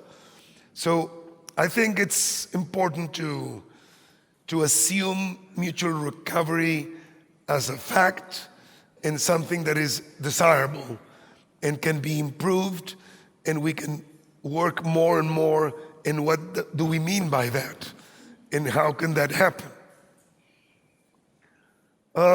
This idea of meaningful jobs, I have to insist in that because the results we are seeing are very impressive, and we might be wrong.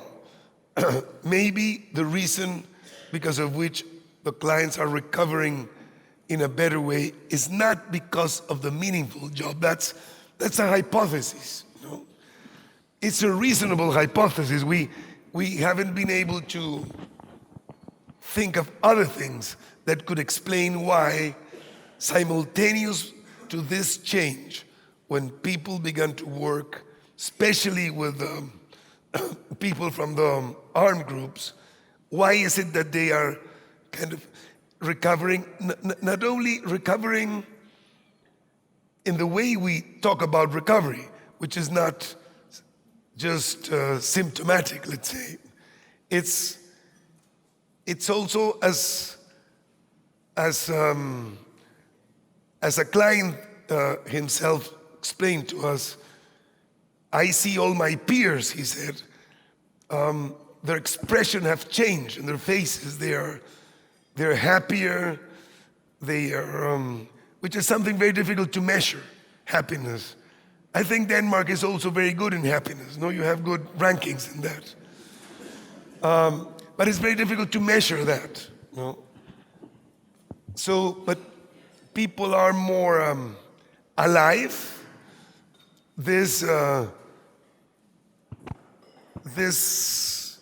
sometimes, which I'm going to use the word now, sometimes this thing that comes with isolation, this sort of lack of emotional expression has changed, with this. And people, it's very difficult to describe that in a scientific language, but you know that as humans, we know that they are more themselves, they are feeling more, they are more connected, they are more engaged with society, with the community. And our hypothesis is that it has to do with what we're calling meaningful jobs. But maybe it's another reason, but something is going on. The other thing is, when I said that at the end of the last part, that we should give my colleague psychiatrist a chance to recover without using arms, as far as possible. It also means that I think that when we began all this deinstitutionalization movement 50 years ago, we thought that the basic people that had to be deinstitutionalized were the clients, were the so-called patients, were the clients, were the consumers. But no, yes and no. The staff, the team, the mental health team, the traditional mental health team is also severely institutionalized. No? So they're part of that terrible thing of the system and the institution. And that's why we have to accompany and help the mental health team, including and probably beginning with psychiatrists to really be able to deinstitutionalize, because they are the first victims, you know, of a rigid, fixed system in which they are inside of, kind of jailed in it. So to free themselves from that, to deinstitutionalize the staff, the caregivers, is as important as to deinstitutionalize the clients. And I think all the movement has forgotten a bit about that. You know? And the thing will not be really successful unless we manage to do that. Oh, there's a mistake. Just one A. You know? It looks like some of Danish words, which you have two letters together, which is very strange for us, like aarhus, right? Double A, that becomes an O. Yeah, it's interesting. Why is that? Nobody knows, I imagine, right? Is there a reason for that? No, you wouldn't know it. No. So this would read dote, something in Danish. Okay, I would say date, but date not like dating someone, but the date, expiration date. If we're going to use diagnosis, which I tell you, about 5 years ago, we decided to work without the DSM, without the psychiatric diagnosis. And nothing bad has happened, nothing serious has happened. We describe people's situation in their own terms, in the problem, what they feel, what is happening, and we're not using any diagnosis of the DSM sort of diagnosis. There is a group of people in our program that are doing research, and one of the criteria they use is the DSM. So they use it in for research purposes, but it's not used in a daily thing. But if we were going to use a diagnosis, one thing we should do, and we did before we decided to get rid of it altogether, was to put an expiration date for the diagnosis. Because the problem is that you say that that person has schizophrenia, and that's for life, or something like that. We have to give an expiration date. You know? So if we're going to use the diagnosis for a while, we should fix this is valid for such a certain time, and then we have to reassess and see if that's still there. And then we had a marvelous discussion to see what the expiration period should be. No? Some people said 1 year, 6 months. We finally decided that really not to harm people and not to stigmatize people. If we use a diagnosis, at the most, the expiration date of that diagnosis before a new assessment is made should be 24 hours, no more than that. And that is dangerous. To be 24 hours with a diagnosis of schizophrenia is a severe trauma. No? in our program, we have a section, we don't know if schizophrenia exists, but we do know that being diagnosed as a person with schizophrenia is an illness caused, how do you say it in English, a iatrogenic caused by ourselves. No? It's a trauma to receive that diagnosis. So we do take care of people who have had the trauma of being diagnosed with schizophrenia, because we know for a fact that that is very complicated to receive that diagnosis. So that's something, that's why we decided to put an expiration date. And the other and last thing that I'm going to say today, well, at this point, before the questions and comments, is the importance of taking reasonable risks in our recovery process. I don't know about any life, and if we can talk about that, any successful life project of any human being that hasn't been achieved thanks to taking risks. And somehow, one of the most serious consequences of being within the system is that you're not allowed to take risks.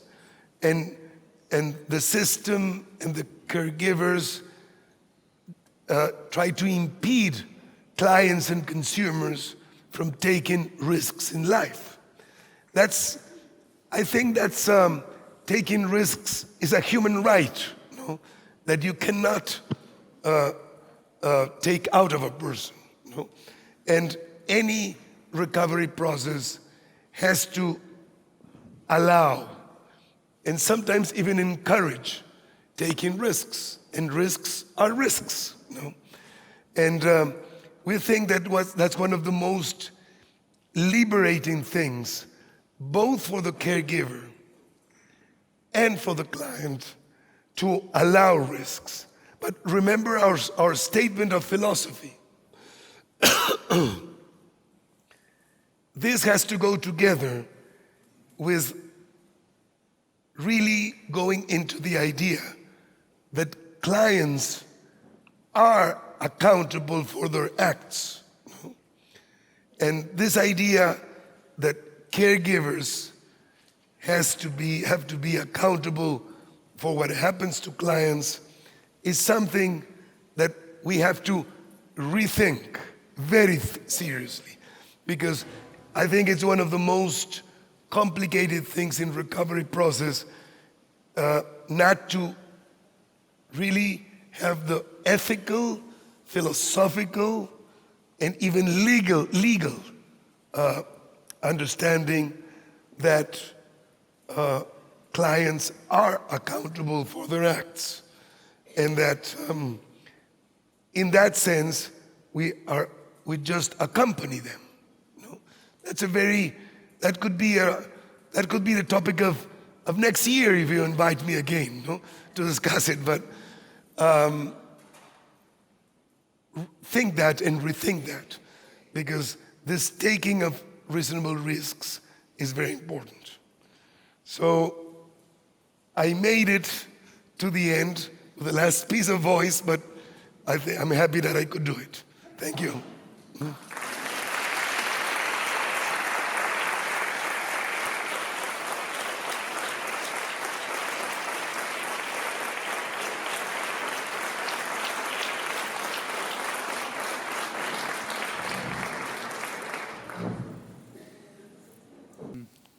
Well, I think that the part about that it's a trauma to give someone the schizophrenia diagnosis. And I think perhaps it's part of the action guiding anticipations or something. Because if you're met with an anticipation that you act crazy or out of control or something, perhaps it affects the way you act or have to act towards the persons who, as John Shutter, who said something about action guiding anticipations. So, yeah. But I don't think that it is just that it is a schizophrenic diagnosis. I think that it is the thing that you get a diagnosis, no matter what kind of diagnosis. Because when you have a diagnosis, you aren't healthy. There is a... Oh, now I can't find out how to put it. But when you have a diagnosis, you are not trustworthy in the same way that people without diagnosis, and that is whether it is schizophrenia, another psychiatric diagnosis, or a somatic diagnosis. It's always do something to your to how much trust we can put in you, and how much you can be counted on from the society. So I think the diagnosis will always be harmful in some way. Well, from what you said, I think that actually perhaps you often discover that people with diagnosis begin to explain their actions by their diagnosis. And that's not good either, because perhaps there's a different reason for it. And if you know what the personal reason is for the things, perhaps you can work it out better. Yeah. Yes, normality disappears when you get a diagnosis, because everything can be explained by the diagnosis, and if you can react normal to a situation, and then you will say, oh, it's because of my diagnosis that I act in that way, but no, other people act in that way too. But you also get the point of view by yourself that when I have a diagnosis, everything I do is because of the diagnosis. At least everything that is that you maybe will think is not that good. I'm interested in the change of systems. This reasonable risk that Alberto was talking about. And I'm thinking, in my world anyway, on my head, I think that we work together as a system, or different systems, but do we accompany each other in our work with our residents? I don't know. But then a question that came to my mind is, what would be a reasonable risk in choosing words for our, so to speak, working together? Is there another word for that? I don't know. It's just a thought.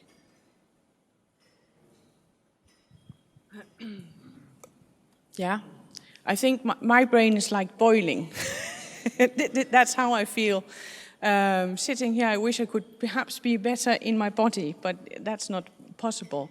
And I think that all the thoughts about leaving a certain system because you want to be in what? Another kind of system, or what happens then?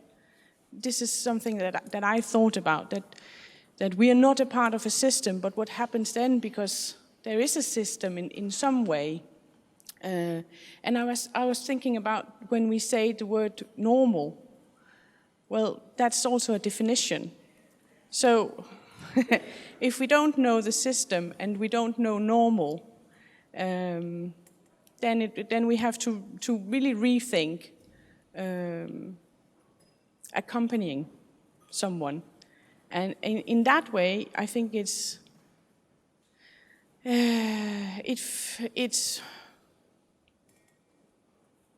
I don't know if it's easier, but I think that accompanying is important to think about, even if it's someone suffering from something, or if it's your colleague.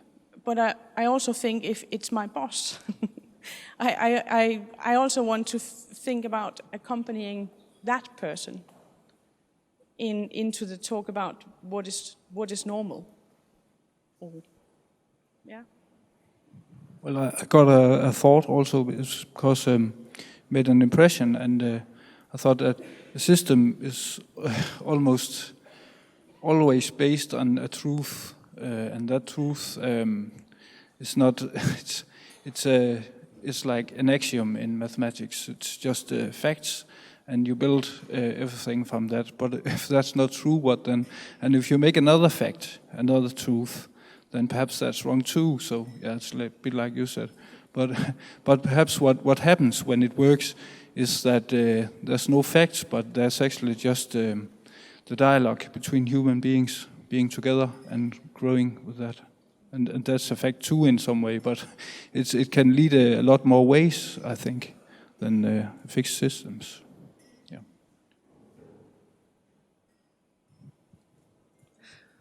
I think there will always be a kind of a system, because if vi fjerner et system, when we remove a system, we will create another system. But I think that, at least the question for me is, could we have a system which was more, where we could work out of what would be reasonable instead of what is the rules? Because as I experience it now, I think there's a lot of rules who are telling me what to do and when to do it, and if I don't do it, there will be certain consequences, and maybe the budget will be lower next year, and things like that. Or if I don't do it, the patient can't get money from the social part of the community, and a lot of things like that. And I would like that I didn't have to work because this is the rule, so I have to do it, but instead, because this would be the right thing to do.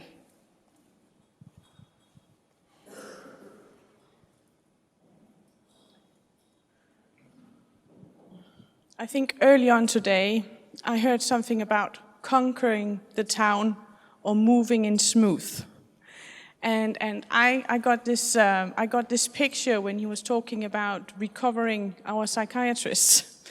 I know it's humorous, and I was laughing as well, but I'm also thinking that when we sit here talking about how to use the words and what do we mean when we say things, I keep thinking or feeling that I know a very, very lovely psychiatrist who is not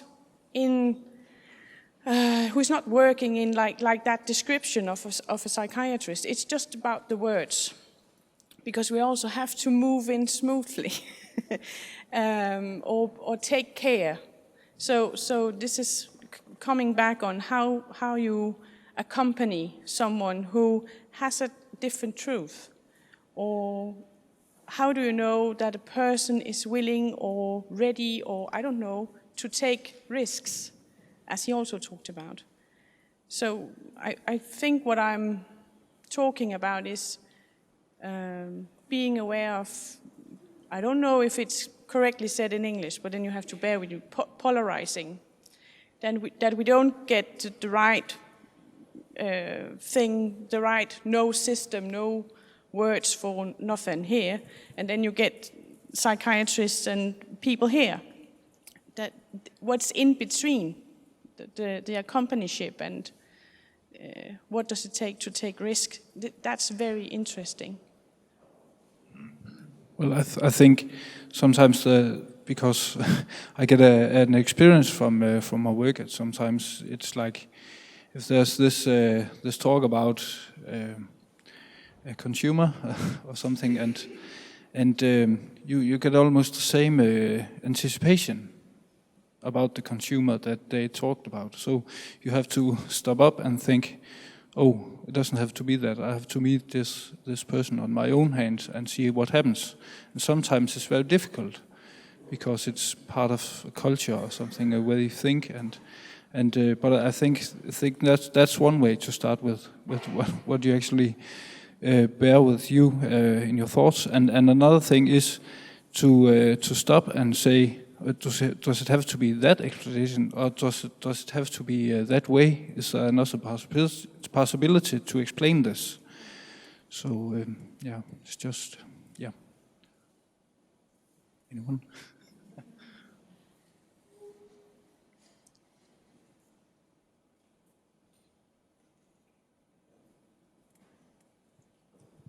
a little thing about risk, because I like very much the right to take risks. Because the only one who can decide if you shall take a risk is yourself. And if you don't give people the right to decide for themselves when and where and in which situation they will take a risk, then we have really put them in a situation where in some way we are removing their menneskelighed. Humanity. It's good that I have somebody who can tell me what I'm trying to say when I can't remember the words.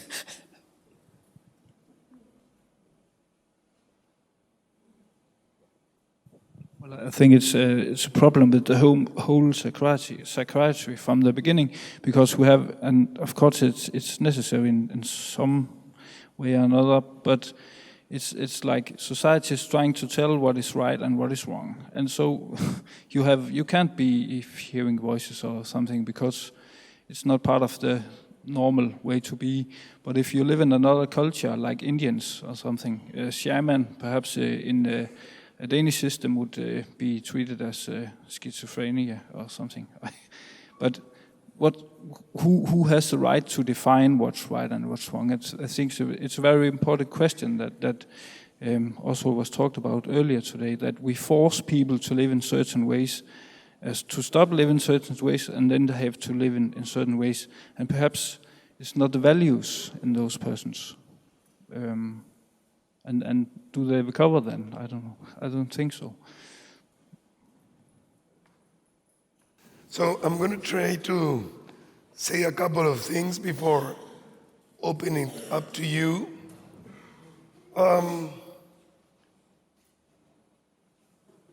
Normality. At a certain point, we realized that we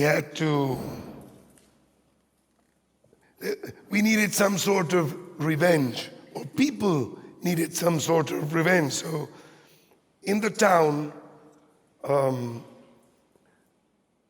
someone came with the word normotics to talk about normal people and deliberately stigmatize them, no?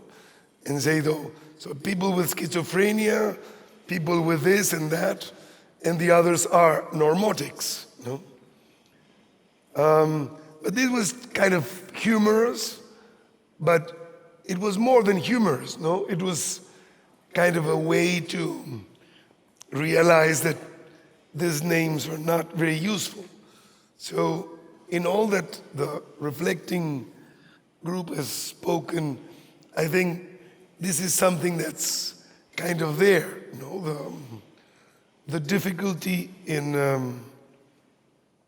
or the importance of really continue to be very careful with the words and with the language.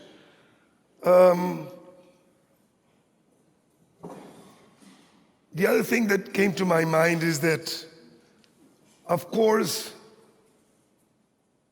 psychiatrists are not bad guys, no? I have very good friends. I think that psychiatrists are victims of the system, are victims of a system that has been, as we now know, controlled, even in its basic curriculums in psychiatric residencies, by big pharmaceuticals. But pharmaceuticals are also not bad people. You know? They do their job. You know? But we have to be aware of those dynamics of the system. And in the long run, that's why I am kind of convinced that in the long run, only the leadership of the person with the problem which means if we believe in mutual recovery, that all the group is part of the problem. If they have the lead, they can really kind of build and continue to build a new way to understand these things.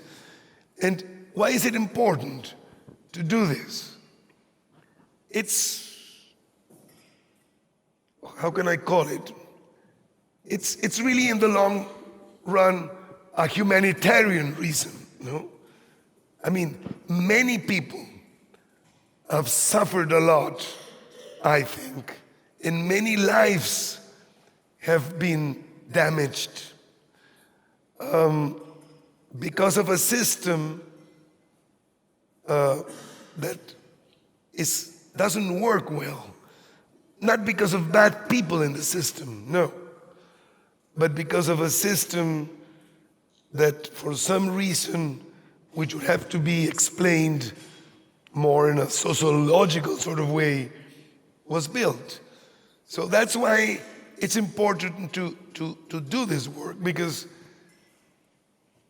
if you look at it in a long scope, what can happen to a person in whatever hands a person ends up, depending on which group or system he ends up in a first episode when he is 19 years old, can make an enormous difference for the rest of that life. So that's the problem. The problem is that sometimes the system and what has been prevailing, if it gets hold of a person, it can really make that life not as nice and not as good and not as fruitful as it could be if that person ends up in the right conversation, in the right dialogue that would allow that person to keep getting the best out of him or her in spite of whatever is going on in a certain moment. Probably that's the reason why this discussion is so important, because it can make a big difference in the final, let's say, beneficiaries of what we do and what we work in. That's what I think. I don't know if we should open to final comments and questions. We have 15 minutes left or something. I experience a problem in our society with being politically driven or controlled, as you have a central power that cannot listen to all the local voices. There's a lacking connection from a local conversation or dialogue to the point of power in the top. And you cannot, in this society, have a private institution or like, okay, we have two examples of people living outside of society in Christiania or two. Or what? And those are marijuana-related what? societies. I said, okay. Yeah. So we only have two societies within this society that are allowed to exist. And that's pretty extreme for the most people. So how I cannot see an option to do any kind of a revolutionary change here.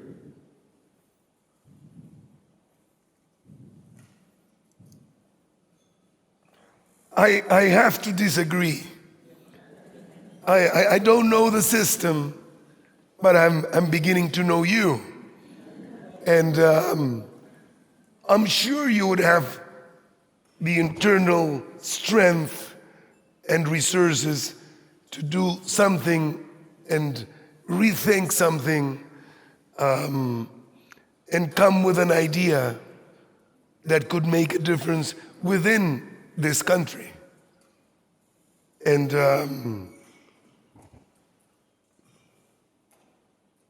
I don't want to believe that that it's true that you cannot do anything. No? Are you sure?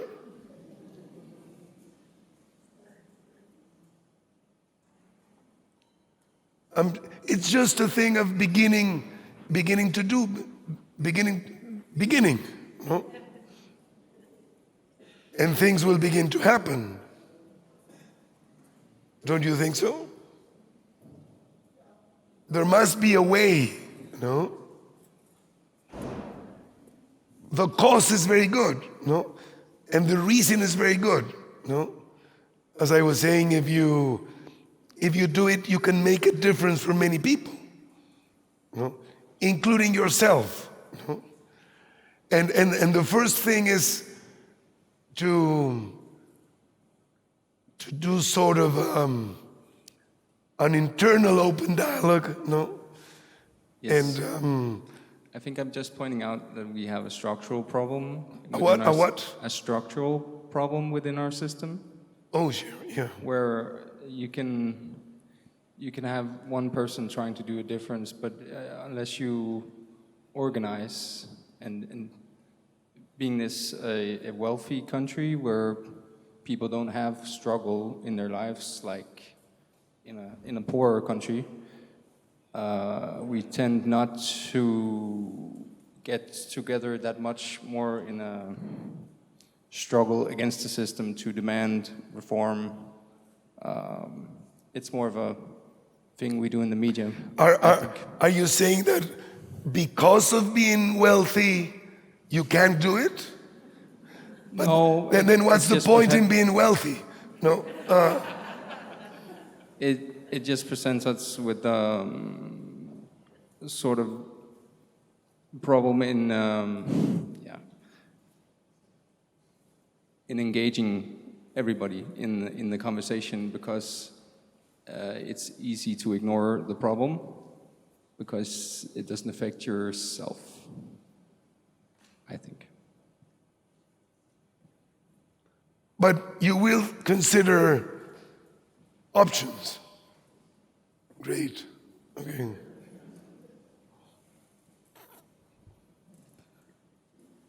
I was just wondering, when you talk about a person's recovery process, many people here talk about like full recovery or recovery in like 10% or more, and I was just wondering if you could put some words into when you say recovery process, what are the signs you look for, or do you measure it like that, or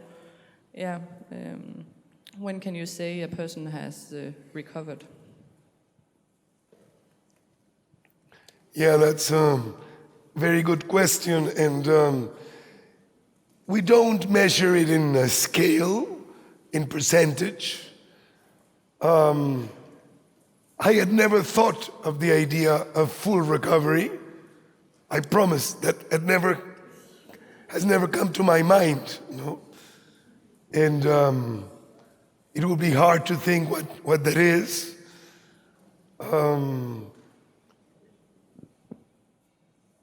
We have this scale I was talking about earlier that measures very different areas in a human being's life. Nothing especially interesting or nothing very original, no? It measures the areas, sort of work, relationships, capacity to be creative, internal peace, no? Things like that, many of them. But I think now that you ask it, I think that what the closest description of what we call recovery is a person that it's up to a reasonable level is being able during his lifetime to get the best out of him or her, right? Whatever that person has to do, and that the person has the possibility to be creative in his life and be unique. And but yes, I wouldn't have any idea of what. Very difficult to me to think of a full recovery.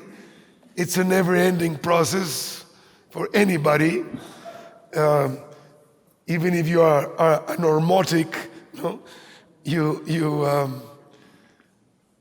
it's a never-ending process. So, but maybe we have to define it a bit better. You're right, but I think we haven't done it. No, I think we haven't done it, and the way we work is kind of based in kind of a collective feeling of what growth would be, what human growth would be, and what. And the closest words I would use is the possibility of a person to get the best out of him or her in her life. I wouldn't have any more specific definition of recovery, but I understand that we would have to talk a lot about that. I don't know if it's a question or is it just a thought. But it sounded like when you presented this for us today, that a lot of work went together with your clients or your consumers. But somehow a large piece of your work is as well with the citizens within this town, and to get an understanding of how it is to be with these other kind of ways of living, to be,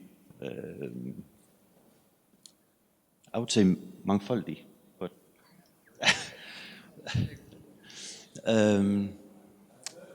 have a diverse society within this town, and appreciate it. And a lot of your work, it sounded like you have put into this understanding that all the residents in the town is accepting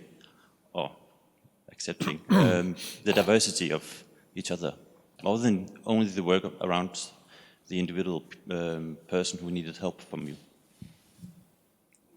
Is that correct? Yes, I agree, Christian, and isn't that one of the ideas of open dialogue that comes from the Russian philosophers, that we have to take into account the big network, not only the family. So yes, I think, yes, yours is a comment more than a question. I agree with you. I agree that that's what's happening, and that's what we want to do. Visitors from other countries, I think, could we come and visit you? And I mean, to have you had visitors to visit your place? Yes. Studying? Yes. Mainly people from the US, and also some people from in Europe. a good friend and colleague of mine, a psychiatrist from Sweden, some people from Spain, some people from the UK, but we would love to have some people from Denmark. Yeah. Thank you. I don't know if it's a question or just reflection, but I was wondering about this speech about, or the talk about systems and being victims of a system. And I'm sorry if I heard you incorrectly, Alberto. But I came to think about, I got a picture inside my head because I think perhaps we, or at least I do, need some patterns or structures to be able to find out how to live my life. But the main question is, who's the protagonist in creating these patterns or patterns? There's what? Pardon? In creating what? The patterns. Oh. Yeah. And I get the feeling that you were saying that this is not about me telling you what to do or the reverse, but we have to this accompanying thing, witness, or I don't know what it is, but we create it together. We create the necessary patterns to be able to find out what is good for you and me to do together, and how can we get a better life, both you and me. Just reflections on this, right. Because I think these patterns could be of an organic nature, so we create them together. So it's not, we don't have to be victims of any system at all, because we have created themselves whatever is necessary. So that. Thank you. Yeah, it is a reflection. So thank you. Yes. Mm-hmm. Okay, så vil jeg sige tak til det reflekterende team, and for the diversity. Muchas gracias a Alberto. Estoy muy inspirado a escuchar a tus ideas y pensamientos.